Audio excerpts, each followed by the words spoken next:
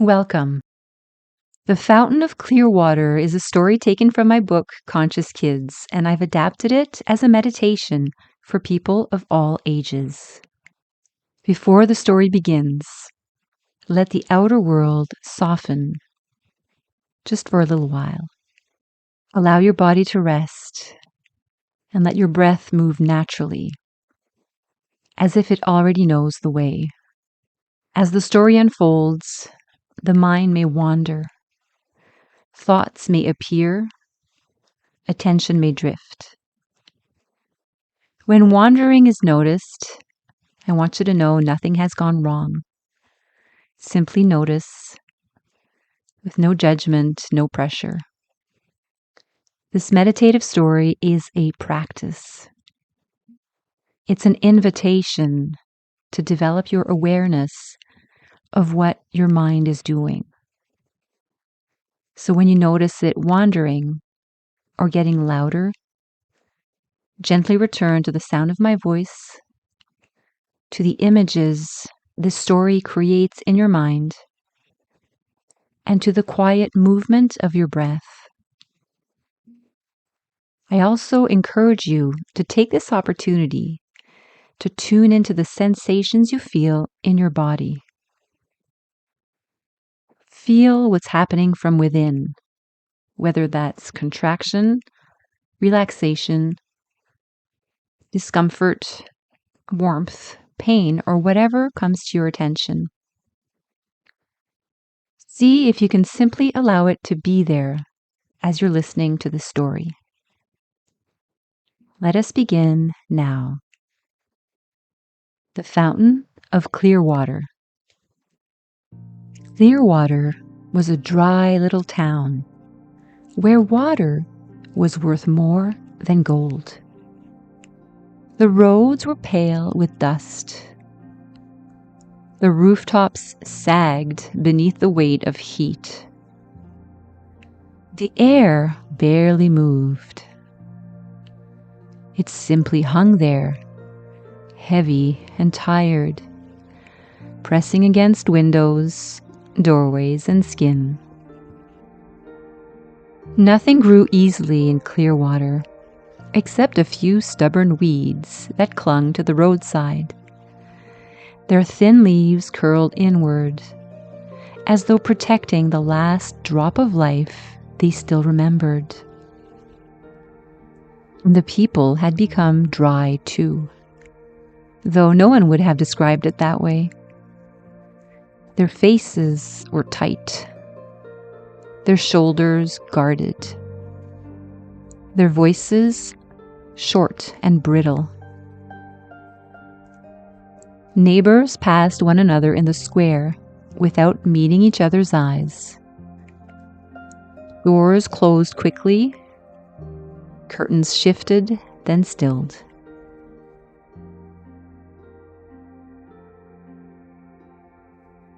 Laughter appeared sometimes in the youngest children, but even there it faded too soon, like a drop of rain disappearing on hot stone. At the center of town stood an old fountain. Once, long ago, it had been Clearwater's pride. Now its stone was cracked and weather-worn. Its paint had peeled away in faded curls. 7 cloudy, flower-shaped basins climbed its central column like lanterns that had forgotten how to shine. The main basin below was filled with algae, dust, scraps, and broken things people no longer cared to carry. Bottles, wrappers, cans, old cloth, splintered wood. Every day, villagers walked by and tossed more rubbish into it without looking. To most of them, the fountain was only a reminder of what had been lost. No one cared. No one except Kevin. Kevin loved fixing things. Clocks with tired hands, radios that hummed but would not sing, door hinges that complained in the wind, cracked teacups, small machines with missing screws. Where others saw what was broken, Kevin saw a question. What still wants to work? Each day on his walk through the square, his eyes lingered on the fountain. There was something about it he just couldn't ignore. A shape beneath the ruin, a memory beneath the dust, a silence that did not feel empty, but waiting. One night, Kevin dreamed. In the dream, the square was filled with light. The fountain was flowing. Water rose from its center in a clear, graceful arc, catching sunlight as it moved. It fell from basin to basin with a sound like soft bells, like rain on leaves, like breath returning after a long silence. Mist drifted through the air and settled gently on the stones. And as the water flowed through the 7 flower-shaped basins, colors awakened inside them. Red, orange, yellow, green, blue, indigo, violet. The whole square shimmered with life.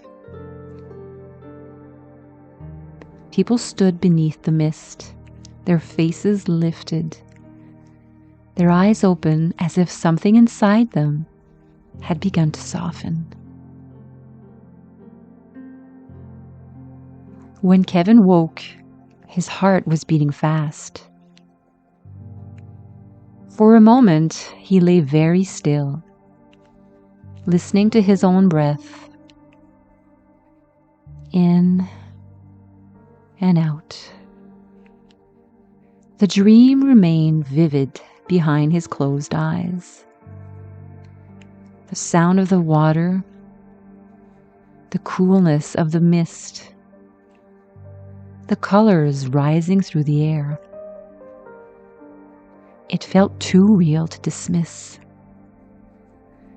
So after school, Kevin came to the fountain with gloves, a broom, and a bucket. The smell from the basin rose thick and sour, and for a moment he gagged and turned away. Then he took a breath, just one steady breath, and began. He pulled out bottles, wrappers, cans, sticks, old cloth, a rusted bicycle wheel. Each piece came free with a wet, unpleasant sound. Children passing through the square pinched their noses and laughed. An old woman called from a doorway, "Don't waste your time, boy. This town is too far gone." Kevin stopped. His shoulders sagged. The bucket felt heavy in his hands. Maybe she was right. Maybe the fountain was too broken. Maybe the town was too dry. Maybe some things once lost could not be restored. Then Chloe appeared beside him. She looked into the filthy basin, made a face, and picked up another bucket. "I'll help," she said. And somehow, those words changed the air. Together, they worked until the sun lowered over the rooftops and the stones beneath their feet began to cool. Beneath the muck, beneath the algae, beneath the layers of things thrown away and forgotten, they found the mouth of the old pump. It was still intact. A thick hose disappeared beneath it, reaching down into the dark earth. Chloe leaned closer. What if it's connected to a spring? Kevin felt something stir inside his chest. He wrapped both hands around the handle and began to crank. At first, nothing happened. Only the dry scrape of metal. He tried again. The pump groaned, then shuddered, then coughed from somewhere deep below the square. Kevin and Chloe froze. The pump gave one last heavy gasp, and then it burst to life. Cool, clear water surged into the main basin. It splashed over Kevin's shoes, sprayed Chloe's face, and scattered into the air in shining drops.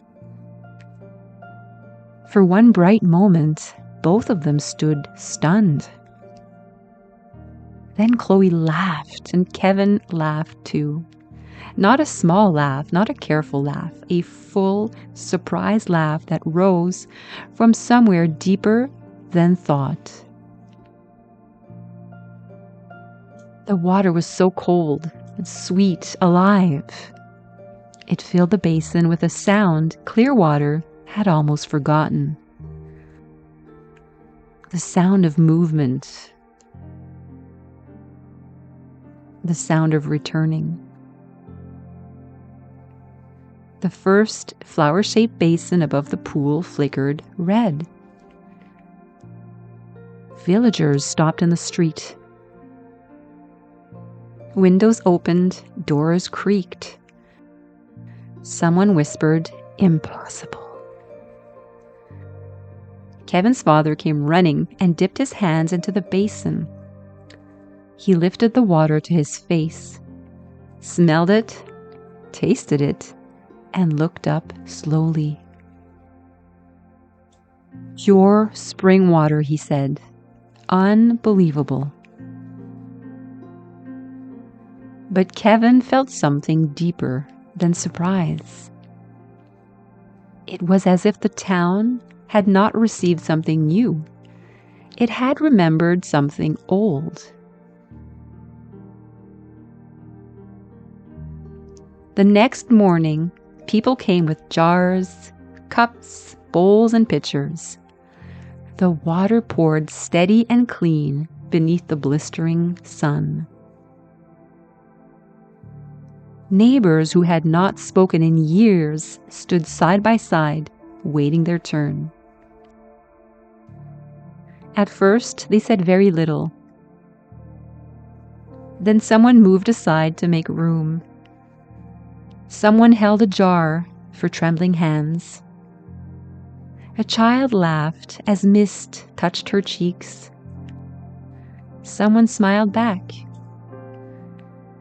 The second basin flickered orange. Water arced higher. The square cooled, and for the first time in years, Clearwater seemed to breathe. But not everyone welcomed the change. A few men gathered on the saloon steps, arms crossed, faces hard. "It won't last," one muttered. "Nothing good ever does." Their laughter was sharp and dry. Kevin heard them. Doubt moved through him like a shadow. For a moment, his hands grew heavy again. Then the fountain mist touched his face. Cold, bright, real. He closed his eyes and remembered the dream. the water, the color, the life waiting underneath. And he kept going. But by Thursday morning, disaster had struck. The pump was silent. The fountain basin lay still beneath the sun. Kevin dropped to his knees and opened the casing with trembling hands. The valves had been smashed. Mud had been packed into the gears. Someone had tried to stop the flow. His throat tightened. Why would anyone ruin something good? His father knelt beside him.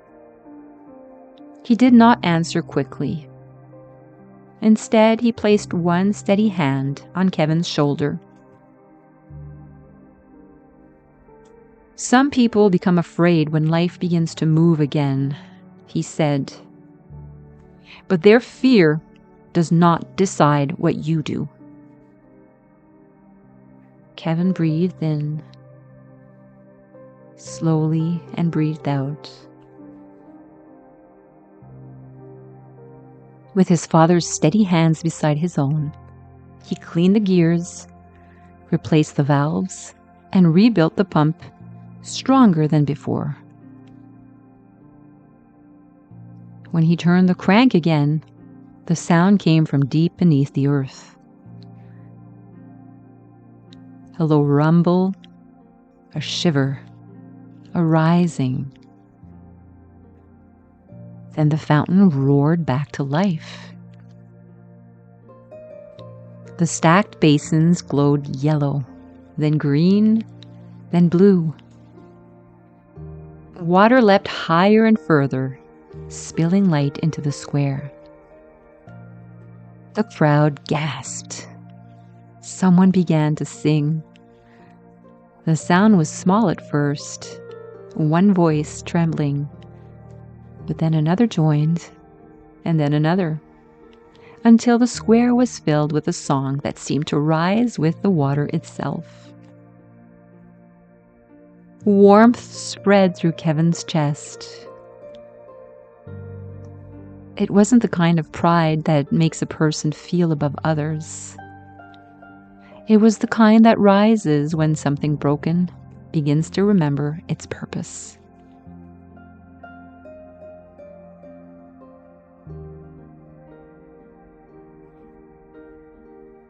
At dawn the next day, another blow came. The main basin had been choked with trash again. Wrappers floated in the water. Scraps clogged the drain. Mud clouded the surface. Kevin's anger flared hot in his face. His hands clenched. But Chloe caught his hand. "Don't give up," she said. So they cleared it together. One bucket, then another. The work was unpleasant, slow but necessary. And as they worked, others came. First, one child, then Kevin's father, then the old woman who had once told him the town was too far gone. Then more villagers, quiet at first, carrying buckets of their own. No one gave a speech, no one needed to. They simply began removing what did not belong. One piece at a time. When Kevin restarted the pump, it gave a deep, resonant groan. Then the entire fountain erupted. All 7 basins came alive at once. Red, orange, yellow, green, blue, indigo, violet. Water soared upward, and the mist caught the morning light. A rainbow unfurled above the square, bathing the villagers in color. The men from the saloon stood frozen, more trash still in their arms. But this time they were met by the whole town. "No more," said the old woman. Her voice was calm, firm. "This fountain belongs to all of us." The men lowered their eyes. Something in their hard faces began to crack. For the first time, they too felt the mist on their skin. For the first time, they seemed to understand what had almost been lost.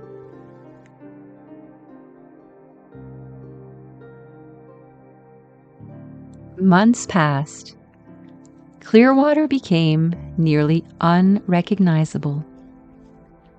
The fountain pulsed at the heart of a vast garden, its 7 colored sprays rising and falling like breath. Around it, life spread in circles. The innermost ring glowed red with tomatoes and strawberries. Beyond that, pumpkins and marigolds burned orange. Golden sunflowers turned their faces toward the sun. Green herbs and apple trees scented the air. Blueberries ripened beside lavender. Indigo flowers opened in the cool of evening. At the edges, violet irises and tall oaks stood like guardians. Children ran along stepping stone paths. Neighbors rested on benches beneath tall trees. Music drifted through the square. Bees hummed. The air itself felt softer, freer, and the people began to change. Not all at once, not suddenly, but slowly, like dry earth learning to receive rain again. Their faces softened, their voices warmed. They touched one another's shoulders when they spoke. They laughed more easily. They began to understand that the fountain had not brought life from somewhere else. The spring had been beneath them all along. Covered, clogged, forgotten, waiting.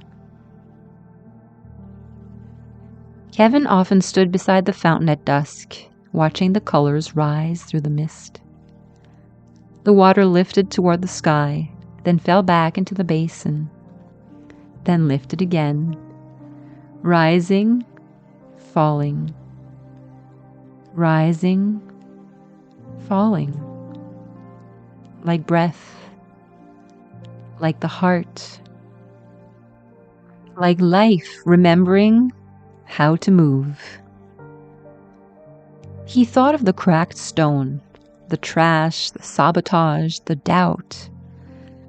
He thought of the hidden hose reaching down into the earth. And he understood that people were not so different. The body could become dry. The heart could become guarded. The mind could grow clogged with old thoughts, old fears, and old pain. But beneath the heaviness, beneath the neglect, beneath the places where life had stopped moving freely, something clear still waited. A spring, a current, a quiet source of life. The fountain's water rose endlessly toward the sky, then fell back into the basin, only to rise again. And Clearwater remembered day after day that life was not something to be forced from the outside. It was something to be uncovered, allowed, protected, and kept flowing.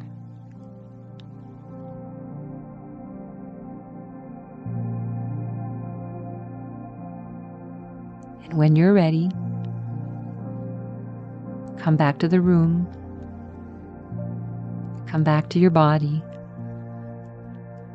and you can gently open your eyes.